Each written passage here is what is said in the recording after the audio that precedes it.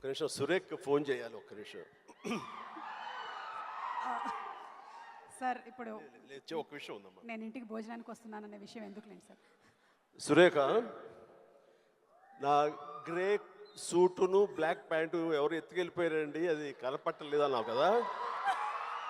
నువ్వు వర్రి అవ్వకలా ఉంది, దొరికింది, ఎక్కడికి పోదు, తీసుకొచ్చి ఇచ్చేస్తా అమ్మాయి, గ్యారంటీ.